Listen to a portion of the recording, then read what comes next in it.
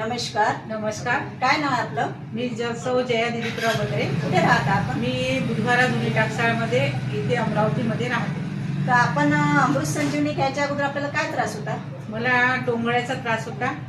टोंगळ्यामध्ये माझ्या डॉक्टरांनी सांगितलं होतं की माझ्या म्हणजे वाट्या घासलेल्या आहे आणि तुम्हाला तुरंत ऑपरेशन करावं लागते.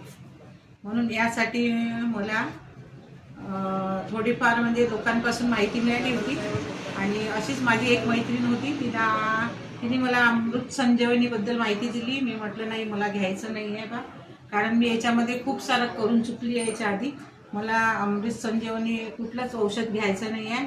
मी औषध घेऊन बा खूप थकून गेली आणि कुठल्या कंपनीला मला जॉईन व्हायचं नाही आहे.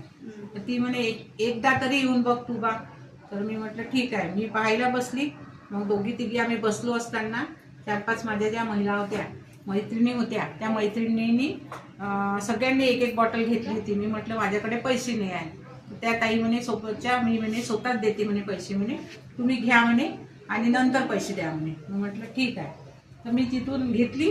तिथून 8 दिवसानं मी औषध चालू केली, म्हणजे अमृत संजीवनी चालू केली असताना पहिले तर मला म्हणजे असा त्रास होता की मी माझ्या रोडमधून अशी जायची तर मला खूप पायाचा त्रास व्हायचा, दम भरायचा आणि चालू नव्हती शकत आणि पायामध्ये सुजन चढायची.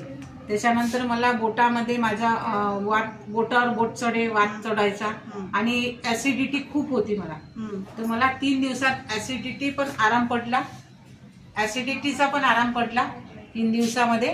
आणि पायाच्या घुटण्यामध्ये खूप कमी त्रास झाला आणि माझी पहिली एक बॉटल आता संपली आहे, दुसरी सुरुवात झाली होती.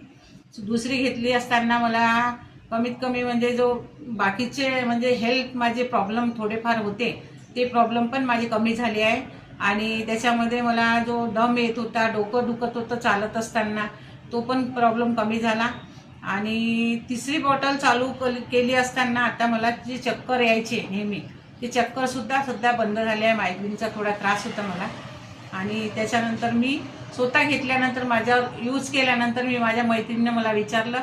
त्याच्यामध्ये अजून एक गोष्ट नवीन म्हणजे मला थोडंसं हेल्थ कमी झाल्यामुळे म्हणजे माझं वजन थोडंसं हलकं वाटते मला. जसं चालताना मी माझं बैठकचंच काम असते आणि गाडीवर सातत्याने फिरत असते. मी चालणं फिरणं बिलकुलच बंद केलं होतं. पण मला हे अमृत संजीवनी घेतली तेव्हापासून मला बाहेर चालू फिरू शकते. जेवण करताना मी मीटिंगमध्ये जेवण करताना मी खाली बसू शकते, खाली बसून जेवण करू शकते. जबकि मला डॉक्टरनी सांगितलं होतं की खाली बसू नका, उभं राहून एकसारखा स्वयंपाक वगैरे काही करू नका.